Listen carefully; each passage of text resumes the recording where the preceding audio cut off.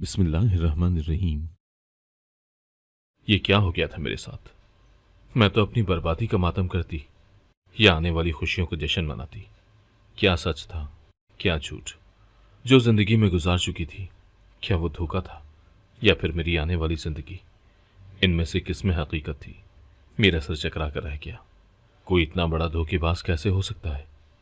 ये जिंदगी मुझे किस मोड़ पर ले आई थी? मेरी किस्मत ने मुझे किस दौराहे पर ला खड़ा किया था? ना मैं पीछे लौट सकती थी और ना ही आगे बढ़ने पर मेरा दिल आमादा था। अगर आज ये हकीकत मुझ पर आश्कार ना होती तो क्या मैं सारी जिंदगी यूं ही एक धोखे में गुजार देती? मेरा दिमाग बिल्कुल चल होकर रह गया था। ये मेरे साथ किस किस्म का मजाक हुआ था? मेरी जिंदगी को शतरंज का खेल समझा गया था कि जिसकी भी साथ उसकी बाजी। काश एक बार मुझसे भी पूछा जाता या मुझे बताया जाता। मेरे कान अभी तक साए साए कर रहे थे। जो कुछ मैंने सुना था उसके बाद मुझे ऐसा लगा था जैसे मेरी दुनिया ही उलटती गई हो। मैं कितना गलत थी कि बेकसूर लोगों को इल्जाम देती रही, जबकि मेरे मुजरिम तो कोई और ही थे। काश मैं उनका गिरेबान पकड़कर उनसे पूछ सकती कि आखिर मेरा कसूर क्या था, मेरी क्या गलती थी जो मुझे यूं वो टीवी लाउंज में रखे सोफे पर बैठी सामने एलईडी में लगे ड्रामे को देख रही थी, जब उसका देवर पास ही सोफे के दूसरे सिरे पर बैठा हुआ था। उसने महसूस किया था कि उसका देवर उससे बहुत ज्यादा झिझकता है। उसकी ये झिझक देवर भाभी के रिश्ते वाली नहीं थी। ये कुछ अजीब सी झिझक थी। जाने उसे उससे ऐसा कौन सा मसला था। ये नहीं था कि वो बिल्कुल ही उसके सामने नहीं आता था। वो घंटा घंटा आमने सामने होते, साथ साथ बैठे रहते, लेकिन वो उसे बहुत ही कम मुखातिब करता था। वो हमेशा अपनी निगाहें झुका कर रखता और उसकी तरफ देखने से गुरेज करता था। वो ज्यादातर उससे कतराता रहता था। वो उसका रवैया समझने से कासिर थी।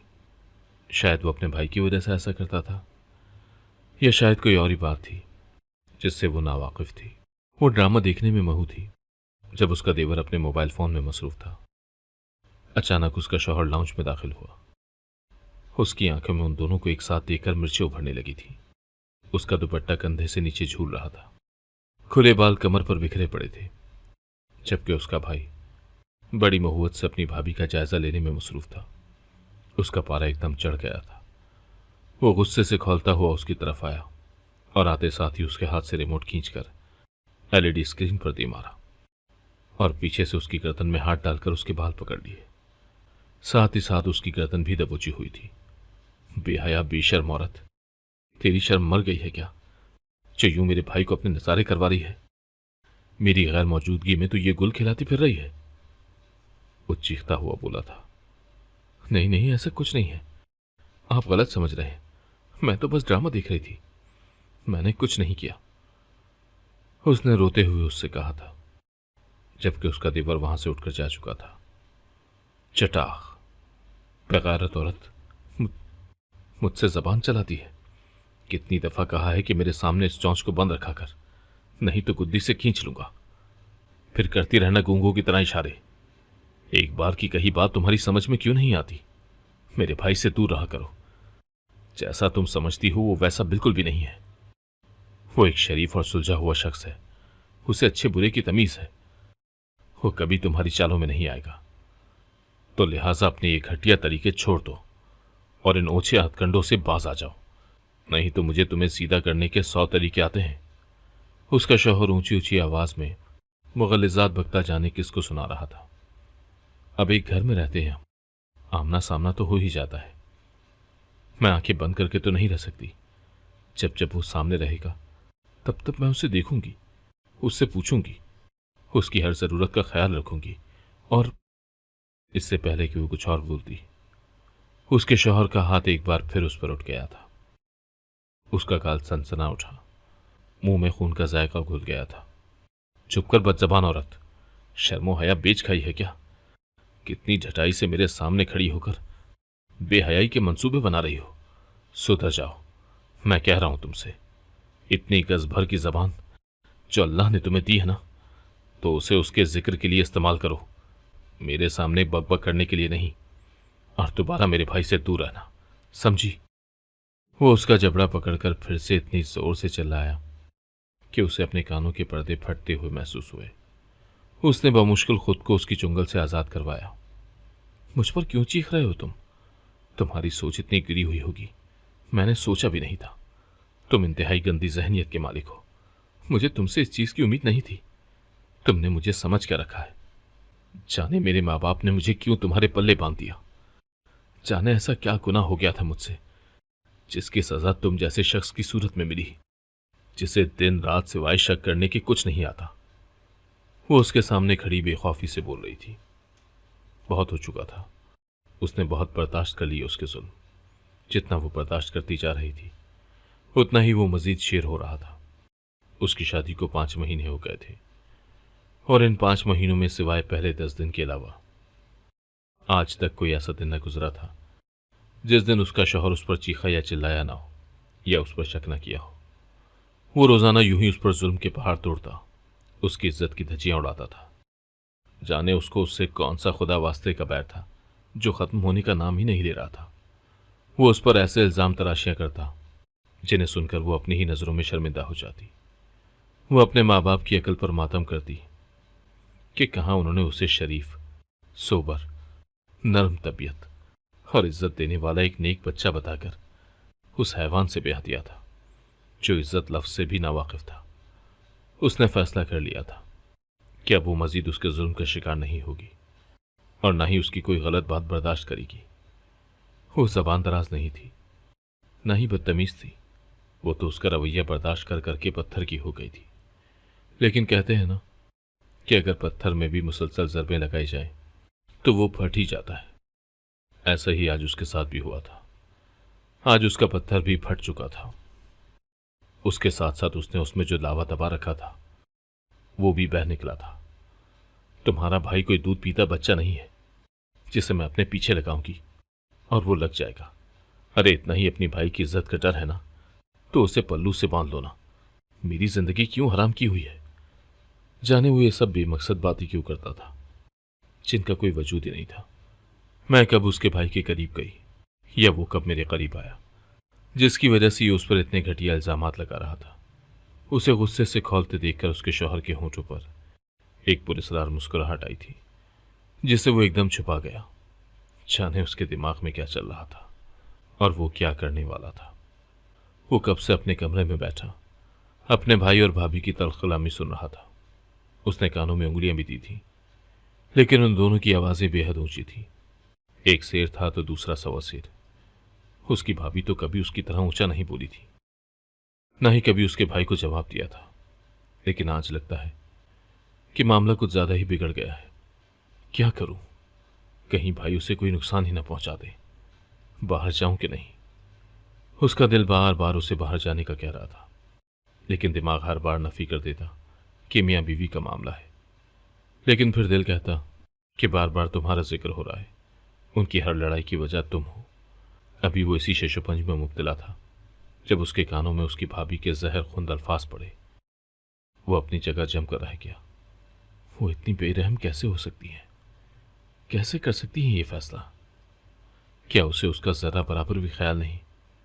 उसकी आंखों से बेख्तियार आंसू बह निकले थे, जिसे वो बेदर्दी से साफ करता बाहर की जाने भागा। वो अपने भाई को अच्छे से जानता था। भाभी को कुछ भी कह देना चाहिए था, लेकिन ये बात नहीं कहनी चाहिए थी। इस जवाब पर उसका भाई उसकी भाभी का क्या हशर करता वो बखूबी वाकिफ था। वो जैसे ही बाहर पहुंचा, आगे का मंजर देखकर उसे अपना सांस रुकता हुआ महसूस हुआ। उसका दिल जैसे किसी ने मुट्ठी में जकड़ लिया हो। उसके हवास मुख्तल हो गए। वो ये क्या देख रहा था। उसने बेअख्तियार पिलर का सहारा लिया, वरना मुमकिन था कि गिर जाता। सामने ही उसकी भाभी उसके भाई के दरवाजे पर दस्तक हुई तो पारसा ने छोटी उज़्मा के सर पर चपत लगाकर उसके हाथ से मोबाइल लिया और उसको दरवाज़ा खोलने के लिए भेजा। वो मुंह बसोर कर बाहर चली गई। पीछे वो दोबारा से कपड़े सीने में मशगूल हो गई। जब कुछ देर बाद हीरा चहकते हुए अंदर आई, उसके चेहरे पर शर्मीली मुस्कान थी और वो गले में पड़ी चुन्नी को हाथ की उंगलियों में लपेट रही थी। उसके चेहरे पर गुलाल बिखरा हुआ था और वो आते साथ ही बोली, आपा, अम्मी बोल रही हैं जो आपने अपना नया सब्ज रंग का जोड़ा सिलाया था ना, वो पहनकर अपना हुलिया दुरुस्त करके जल्दी से बाहर आ जाएं। मैंने उससे पूछा, क्यों, खैरियत? दरवाजे पर कौन था? और ये तुम इतना किससे शर्मा रही हो? वो आपा, वो दूसरी आप आई हैं। उन्होंने मुझे प्यार किया यहाँ, और मुझे कहा कि मैं बहुत अच्छी और खूबसूरत हूँ। मैं उसकी बात पर हंसती। वो यूं ही अपनी तारीफ पर शर्मा जाती थी। अच्छा ये बताओ, आपा कौन सी आई हैं? मैंने राजदारी से उससे पूछा था। उसके जवाब से पारसा के मुंह के जाविये एकदम बिगड़े थे। मुझे नहीं जाना बाहर, जाके बोल दो अम्मा को कि मैं सो रही हूँ। पारसा ने हुक्म देते हुए कहा। क्यों नहीं आना बाहर, जरा मुझे भी तो बता दो, उसकी अम्मा कमरे में आते हुए बोली थी। बस अम्मा, नहीं आना तो नहीं आना, वजह आप जानती हैं। एक बार की नसीहत काफ़ी होती है। आप मना कर दें इन लोगों को कि मुझे अब किसी से भी शादी नहीं करनी। उसका लहजा एकदम ही तल्ख हो गया था। अम्मा ने हीरा को बाहर भेजा और ख़ुद उसके पास आई और बोली, देखो पारसा, मैं जानती हूँ कि तुम क्या सोच रही हो, लेकिन बेटा, हर इंसान एक जैसा तो नहीं होता ना। जो कुछ हुआ उसे भूल जाओ और अपनी ज़िंदगी की नई शुरुआत करो बेटा। जानती हूँ तुम्हारा शादी करने का दिल क्यों नहीं है, लेकिन मेरा बेटा, ज़िंदगी एक ही जगह रुक जाने का नाम तो नहीं है ना। उस बात को काफ़ी वक्त गुजर चुका है। मैं जानती हूँ ताहिर ने तुम्हें बहुत मायूस किया था, तुम्हें बहुत दुख दिए थे, लेकिन वो तुम्हारा माजी था। तुम क्यों अपने माजी को अपने हाल और मुस्तकबिल पर असरअंदाज होने दे रही हो, जबकि वो तो कब का आगे बढ़ चुका है। तो और क्या करता, आगे ही तो बढ़ना था उसने। जाने मेरी ज़िंदगी क्यों बर्बाद कर दी, वो तल्खी से बोली। उसके लहजे में गहरा दुख छुपा हुआ था। तुम फिक्र न करो मेरे बच्चा, इंशाअल्लाह सब अच्छा होगा। वो बहुत अच्छा, नेक, शरीफ और मासूम लड़का है। उसे औरतों की इज्जत करना आती है। तुम उसके साथ खुश रहोगी। अब जल्दी करो, मेहमान क्या सोचेंगे। और अब इनकार नहीं, तुम्हारे अब्बू पहले ही तुम्हें लेकर बहुत परेशान है, अब मजीद नहीं। वो उसे पहले नरमी से समझाती और आखिर में तंबी करती उठ गई थी। पीछे वो अपना सर दोनों हाथों में गिरा गई थी। ये चौधरी हाउस के मकीन थे, जिसके सरबराह इलियास चौधरी थे, जो कि सरकारी नौकरी करते थे। उनकी बीवी मुक़द्दस इलियास और 2 बच्चियां, पारसा और हीरा थी। पारसा हीरा से 17 साल बड़ी थी। उस वक्त हीरा की उम्र 8 साल, जबकि पारसा की उम्र 25 साल थी। और उस वक्त पारसा के रिश्ते के लिए मेहमान आए हुए थे, लेकिन पारसा अभी पहला तजुर्बा नहीं भूली थी। 4 साल पहले उसकी शादी उसके बचपन के मंगेतर ताहिर से हुई थी, जो उसकी फुप्पी का बेटा था। ये रिश्ता उसके दादा ने तय किया था, लेकिन ताहिर को कोई और लड़की पसंद थी। जबरदस्ती शादी का सारा कसूर उसने पारसा को माना था और उस पर अपना सारा गुस्सा निकालता रहा कि वो उसकी मोहब्बत को उससे दूर करने की वजह बनी। ताहिर के पागलपन को देखते हुए पारसा समेत सबने उसको दूसरी शादी की इजाज़त दे दी थी, लेकिन उस लड़की को पारसा किसी सूरत गवारा न थी। हीरा की आवाज़ पर वो चौंक कर होश में आई, अलमारी से कपड़े निकाले और चेंज करने के बाद थोड़ा बहुत मेकअप किया। उसका नाक और उसकी आंखें रोने की वजह से लाल हो गए थे। उसने दुपट्टा सर पर जमाया और बाहर की जानिब बढ़ गई। वो लोग उसे एक बार पहले भी देखकर जा चुके थे। तब पारसा के वालिदैन ने सोचने का वक्त मांगा था। उस लड़के के माँ बाप नहीं थे, 2 भाई थे। एक बड़ी बहन जो शादीशुदा थी, वही रिश्ता देखने आई थी, और आज भी वही आई थी। उसके साथ उसकी नंद और उसका शौहर था। अम्मा की तरफ से मुस्बत जवाब मिलते ही वो दिन डाल गए थे। अम्मा और अब्बा भी उनके घर जाकर उस लड़की से मिल चुके थे। उन्हें वो बहुत पसंद आया था। पारसा ना चाहते हुए भी इस रिश्ते के लिए राजी हो गई थी। अम्मा ने उसे कहा था कि उसे होने वाले शौहर को एक मौका देना चाहिए। ताहिर था ही बदनसीब, इसलिए उसने तेरे साथ ऐसे किया। लेकिन वो नहीं जानती थी कि बदनसीब ताहिर नहीं, बल्कि बदनसीबी तो उनकी अपनी बेटी की किस्मत में लिखी जा चुकी है। उसकी नंद ने उसे बताया था कि वो ये रिश्ता अपने भाई के कहने पर लाई है। उसके भाई ने पारसा को कहीं देखा था और तब से उससे मोहब्बत कर बैठा था। पारसा उम्मीदें लगाए बैठी थी कि शायद यहाँ उसे वो मोहब्बत, वो इज्जत और एहतराम मिल जाएगा जो उसका हक है और जिसकी वो ख्वाहिशमंद है। लेकिन शादी के तीसरे ही दिन उसकी गलतफहमी भी दूर हो गई। उनकी शादी की सिचुएशन हंगामी हो गई थी। दरअसल उसकी नंद की सास की तबीयत अचानक बिगड़ गई थी, तो सब घबरा गए थे। तभी आनन फानन उसका निकाह करके उसे रुखसत कर दिया गया। यहाँ आकर उसे पहला झटका तब लगा जब उसने अपने शौहर को देखा। उसके घर वाले तो उसे 27 साल का लड़का बता रहे थे, लेकिन वो तो 32-34 साल मर्द था। आहिस्ता आहिस्ता उसकी सारी गलतफहमियां दूर होती गईं। तो क्या उसके माँ बाप ने उसे बोझ समझकर सर से उतार फेंका था? शिराज एक बदमिजाज और बदतमीज शख्स था। वो इंतहाई गंदी जहनियत का मालिक था। वो उस पर शक करता था कि वो अपने देवर शायान को फंसाती है। इसके अलावा वो शराबी भी था। रोज शराब पीकर आता और पारसा पर हाथ उठाता। खैर खैर फर्क तब भी ना करता था जब उसने शराब नहीं पी होती थी। पारसा उसके बाद अपने घर वालों से मिलने न गई। वो उनसे शदीद बदजन हो चुकी थी कि उन्होंने एक बार फिर धोखे से उसकी जिंदगी बर्बाद कर दी है। उसका शौहर सारा सारा दिन घर से बाहर रहता था। पारसा के घर वाले 2-3 बार उससे मिलने आए थे, लेकिन पारसा उनसे ना मिली। उनको शायान ने ही डील किया था। वो नहीं जानते थे कि उनकी बेटी उनसे क्यों खफा हो गई है। उन्होंने उससे बात करने की कोशिश की, लेकिन उसने उनके सामने जाने से ही इनकार कर दिया था। तब शायान ने उनसे वादा किया कि वो बहुत जल्द खुद उनसे मिलने के लिए उनके घर आएंगी। शायान उनके सामने शर्मिंदा था। वो समझे कि शायद उनकी बेटी की हरकत पर शर्मिंदा है, लेकिन वो अनजान थे कि ये शर्मिंदगी किस चीज की है। खैर दिन गुजरते जा रहे थे। आज उनका झगड़ा बढ़ गया। शायान बाहर आया तो देखा कि शिराज पारसा का गला घोंच रहा है और पारसा उसके हाथों से अपना गला छुड़वाने की तकदो में है। वो जल्दी से आगे गया और पारसा को उसके हाथों से छुड़वाया और सोफे पर बिठाकर उसे पानी दिया। वो बुरी तरह से खांस रही थी। अपने देवर के सामने वो बहुत बुरी तरह शर्मिंदा हुई थी। वो वहां से उठी और कमरे में चली गई। उस दिन के बाद पारसा ने शायान से पर्दा करना शुरू कर दिया था। एक रात शायान कमरे में बैठा हुआ था जब पारसा उसके कमरे का दरवाजा खोलकर अंदर दाखिल हुई। वो मुकम्मल हिजाब, निकाब और बुरके में थी। उसकी आंखें भी नजर नहीं आ रही थी। वो आते ही शायान के पैरों में बैठ गई। शायान एकदम उछलकर पीछे हुआ। ये क्या कर रही हैं आप? वो फिर से उठकर उसकी तरफ बढ़ने लगी। शायान के तो बस ही नहीं छूट गए। नहीं, ये सही नहीं है, आप जाएं यहां से, ये गलत है। शायान उसको रोक रहा था, लेकिन वो मजीद शायान के करीब होती जा रही थी। उसके इरादे उसे ठीक नहीं लग रहे थे। वो फौरन से उठा और उठकर वॉशरूम में घुस गया और दरवाजा लॉक कर लिया।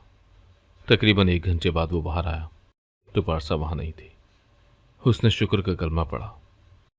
उसे पारसा के रवैये पर बड़ी हैरानगी हुई। फिर हर रोज ऐसा होने लगा। वो उसके कमरे में आकर उसके पास आने की कोशिश करती और वो भागकर वॉशरूम में बंद हो जाता। शायान उसके इस रवैये से बड़ा परेशान था कि जाने वो ये सब क्यों कर रही थी। दूसरी तरफ मैं भी बहुत परेशान थी। रोज रात को मेरा शौहर मेरा बुर्का और नकाब पहनकर कहीं जाता और जब वापस आता तो उसके पास बहुत सारे पैसे होते। मैं बड़ी हैरान होती कि उसके पास पैसे कहाँ से आते हैं और वो बुर्का पहनकर आखिर जाता कहाँ है और क्यों। मैं उससे पूछना चाहती थी, लेकिन उस दिन के बाद से हम दोनों के दरमियान कोई बात ना हुई थी। अना के बाइस कोई भी झुकने को तैयार न था। मैं चुपचाप उसके सारे काम कर देती थी और वो भी मुझे मुखातिब न करता। मैंने तो शुक्र का कलमा पढ़ा था कि उस दिन के बाद से उसने मुझ पर हाथ नहीं उठाया था, ना ही मुझ पर कोई इल्जाम तराशी की थी। दिन गुजरते जा रहे थे। एक दिन तजस्सुस के मारे मैंने अपने शौहर का पीछा किया तो पैरों तले से जमीन ही निकल गई। मेरा शौहर मेरा बुर्का और नकाब पहनकर मेरे देवर के कमरे में गया था और तकरीबन 1 घंटे बाद वापस आया तो उसके हाथ में बहुत से पैसे थे। मैं हैरान रह गई कि ये क्या करता है वहां जाकर, और वो भी यूं मेरे कैचअप में। मेरे जहन में चक्कर चल रहे थे। मेरा शौहर इतना गिरा हुआ था, इसका अंदाजा मुझे आज हो गया था। शायद यही वजह थी कि मेरा देवर मुझसे झिझकता और हिचकिचाता था और हमेशा नजरें झुकाए रखता था। मैंने सोच लिया था कि मैं पता लगा कर रहूंगी कि आखिर उस कमरे में ऐसा क्या होता है। दूसरे दिन जब मैं अपने शौहर को बेहोश करके देवर के कमरे में गई तो मेरे पांव तले से जमीन ही निकल गई कि शिराज की मौत की खबर मुझ पर पहाड़ बनकर टूटी। वो जैसा भी था मेरा शौहर था। मैंने फोन करके रोते हुए अम्मी को बता दिया कि उनकी बेटी एक बार फिर से उजड़ गई है। उन्होंने मुझे तसल्ली दी और जल्द से जल्द पहुंचने का बोला। शिराज शराब के नशे में धुत गाड़ी चला रहा था जब सामने आते ट्रक को ना देख सका और उसका बहुत बुरा एक्सीडेंट हुआ। नतीजे में वो फौरन ही मौके पर दम तोड़ गया। मेरी नंद भी अपनी फैमिली समेत आ गई थी। मुझ पर तो जैसे कयामत टूट पड़ी थी। पहली बार तलाक के बाद मुझे लोगों ने क्या कुछ न कहा था, जो अब बेवा होने के बाद भी कहेंगे, लेकिन अभी एक और क़यामत मुझ पर टूटनी थी, जिसने मुझे बखेर कर रख देना था। अम्मा जैसे ही पहुंची, मैं दौड़कर उनकी तरफ लपकी, लेकिन अम्मा के चेहरे को देखकर ठिठक कर रुक गई। उनके चेहरे पर तो गम और अफसोस होना चाहिए था कि उनकी बेटी बेवा हो गई, लेकिन उनके तासुरात तो निहायत जारहाना थे। वो मुझे कड़े तेवरों से घूर रही थी। अभी मैयत ना आई थी तो इतना रश भी ना था, बस बिरादरी के ही चंद लोग थे। उन्होंने मुझे अंदर आने का इशारा किया और मैं मरे मरे कदमों से अम्मा के पीछे गई। जैसे ही अम्मा के सामने गई, अम्मा का हाथ घूमा और एक भारी जन्नाटेदार थप्पड़ मेरी गाल की जीनत बना। अम्मा ने पूरी कुव्वत से थप्पड़ मारा था। मैं लहराकर फर्श पर गिरी और बेयकीनी से गाल पर हाथ रखे अम्मा को देखने लगी, जो इस तरह से बेटी के दुख में शरीक हो रही थी। जाने क्या हो गया था अम्मा को। मेरा गाल सुन होकर रह गया था। अम्मा के थप्पड़ ने मेरे 14 तबक रोशन कर दिए थे। मैं वहीं फर्श पर पड़ी रही, उठने की हिम्मत भी न थी। इतने में मेरी नंद और उसकी सास और नंदे और शायान भी अंदर आ गए थे। अम्मा ने मुझे हाथ से पकड़कर खड़ा किया और बोली, बेवकूफ़ लड़की, ऐसा मजाक कोई करता है? मेरी जान ही निकाल दी थी तूने। ऐसी मनहूसियत भरी बातें कोई जबान पर लाता है क्या? तूने हमें यहाँ बुलाना था तो किसी और तरीके से बुला लेती, कोई और बहाना लगा लेती, मगर यूं अपने जीते जागते शौहर को मुर्दा तो ना कहती। अम्मा की बातें सुनकर मुझे अम्मा की ज़हनी हालत पर शुबा हुआ। शायद उन्हें कुछ ज़्यादा ही दुख लग गया था। मैंने अम्मा का चेहरा अपने हाथों में लिया और रोते हुए बोली, अम्मा यही सच है, ये झूठ नहीं है। तेरी बेटी एक बार फिर से उजड़ गई है, मर गया है मेरा शौहर, यही सच है।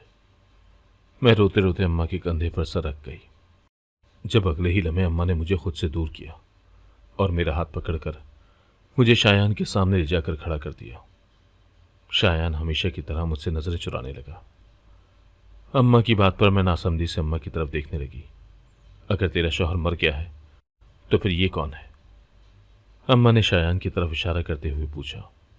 मैं हैरत से कभी अम्मा को तो कभी शायान को देख रही थी। इतने में मेरी नंद आगे आई और कहा, मैं सब कुछ बताती हूँ। मेरे अब्बू भी अंदर आ गए थे। उसके बाद मेरी नंद ने जो कुछ हमें बताया वो सुनकर हमारे रोंगटे खड़े हो गए। इससे पहले कि मैं उन्हें कुछ कहती, दर्द की एक शदीद लहर मेरे सर में उठी और मुझे एक जोरदार चक्कर आया और मेरी आंखों के सामने अंधेरा छा गया। उसके बाद कब शिराज की मैयत को घर लाया गया, कब दफनाया गया, मुझे कोई होश नहीं। जब होश आया तो मैंने खुद को अस्पताल के बेड पर पाया। मेरा नर्वस ब्रेकडाउन हुआ था। मेरा जहन ये सारे इंकशाफात एक साथ बर्दाश्त नहीं कर पाया था। साथ ही डॉक्टर ने मुझे खुशखबरी भी सुना दी थी। मेरा दिल चीख चीख कर रोने को कर रहा था। जो कुछ मेरे साथ हो चुका था उसके बाद मैं कैसे खुश हो सकती थी। मेरी नंद ने बताया कि दरअसल मेरी शादी शायान से ही तय हुई थी और शायान मुझसे मोहब्बत करता था। मेरे अब्बू और अम्मा भी शायान से ही मिले थे। बारात के वक्त अचानक शायान की गाड़ी दूसरी गाड़ियों से अलग होकर गायब हो गई। दरअसल उसके अजीज दोस्त की मौत हो गई थी। शायान ने सोचा कि वो जल्द ही उसका जनाजा उसके घर छोड़कर वापस आ जाएगा, लेकिन ऐसा न हो सका। उसके दोस्त का कत्ल हुआ था। पुलिस के साथ मामलात करते वक्त का पता ही न चला। फ़ोन उसका गाड़ी में ही रह गया था, इस वजह से उससे राब्ता भी न कर सके। ये वाक़यान हमारे गेट के सामने पेश आया था। अब अगर बारात वहाँ से वापस जाती तो दोनों की बहुत बदनामी होती। इसीलिए हमने शिराज के मुंह पर सहरा डाला और उसे अंदर ले गए। निकाह के वक्त भी नाम लिया जाने लगा तो उसने सास की बीमारी का ड्रामा किया और खलबली से मच गई और कोई गौर न कर सका और मेरा निकाह होकर रुखसती हो गई। जब तक शायान वापस आया तो तब तक देर हो चुकी थी। उसकी मोहब्बत उसकी भाभी बन चुकी थी। वो उससे नजरें नहीं मिला पाता था, लेकिन ये जानकर उसे हैरत हुई थी कि मैंने कोई गिला शिकवा नहीं किया था। और तब मेरी नंद ने उसे सब कुछ बताया और उससे कहा कि जो कुछ जैसा चल रहा है चलने दो। फिर मैं भी अपने घर न गई, न अपने घर वालों से मिली, तो ये बात दबी ही रही। वो शायान को ही मेरा शौहर समझते थे। उस दिन जब मैं शायान के कमरे में गई तो देखा कि मेरे अंदर दाखिल होते ही शायान के चेहरे से हवाइयाँ उड़ने लगी हैं। वो एकदम से घबरा गया और बोला, भाभी ये सब गलत है, आप प्लीज यहां ना आया करें, कहते साथ ही उसने सोफे पर बड़े पैसों की जानिब इशारा किया और खुद वॉशरूम में बंद हो गया। मैं काफी देर वहां खड़ी रही, लेकिन वो बाहर ना आया। यानी मेरे शौहर ने मुझे देवर की नजरों में इतना मशकूक कर दिया था कि वो अपनी और मेरी इज्जत के लिए बाथरूम में बंद हो जाता। उन सब ने आकर मुझसे माफी मांगी और ना चाहते हुए भी मैंने उन्हें माफ कर दिया। 8 महीने बाद मेरी प्यारी सी बेटी ने इस दुनिया में आंखें खोली और उसी दिन मेरा शायान से निकाह हो गया। शायान ने मुझे बताया कि वो उसी दिन जान गया था कि शिराज मेरे बुरके में उसके पास जाता था, और जैसे ही शायान वॉशरूम जाता तो शिराज पीछे से दराज से पैसे निकालकर कमरे से निकल जाता। शायान एक अच्छा शौहर और बाप साबित हुआ था। उसने मुझे पिछली सारी तल्ख यादें भुला दी हैं। उसने मुझे वो सब दिया था जिसकी मुझे तमन्ना थी। अगर आपको आज की कहानी पसंद आई है तो वीडियो को जरूर लाइक कीजिएगा और अपने दोस्तों के साथ भी शेयर कीजिएगा। और हाँ, अगर आपने अभी तक हमारा चैनल सब्सक्राइब नहीं किया तो जरूर सब्सक्राइब करें। मिलते हैं कल एक नई और दिलचस्प कहानी के साथ। अल्लाह हाफिज।